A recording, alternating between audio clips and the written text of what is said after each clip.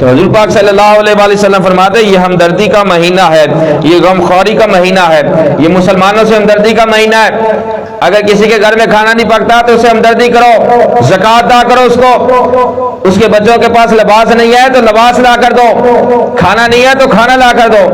حضور پاک صلی اللہ علیہ وآلہ وسلم فرماتے ہیں جس کے پاس لباس نہیں ہے، جو ایمان والا اس ایمان والے کو لباس لا کر دے گا، اللہ تبارک و تعالیٰ اسے جنت کے 7 جوڑے عطا فرمائے گا۔ جنت کے جوڑے، دنیا کے جوڑے نہیں۔ آج دنیا میں لباس 500، 1000، 2000، 3000 کا آ جائے گا، کسی ایمان والے کو، غریب کو لباس لا کر دے دو، بچوں کو عید کی خوشی میں لباس لا کر دے دو۔ اپنے بچوں کے لیے بھی تو لے کر آتے ہیں، اپنے بچوں کے لیے اگر پیسے نکل آتے ہیں تو غریبوں کے لیے بھی پیسے نکالنے چاہیے۔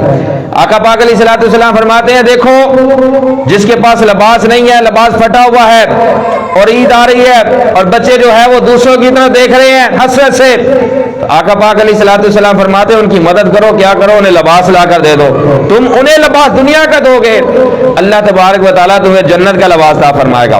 پھر آگے آقا پاک علیہ الصلوۃ والسلام فرماتے ہیں کسی بھوکے کو کھانا کھلا دو، جس کے پاس کھانا نہیں ہے اس کو کھانا کھلا دو، اللہ کریم تمہیں جنت کے پھل کھلائے گا۔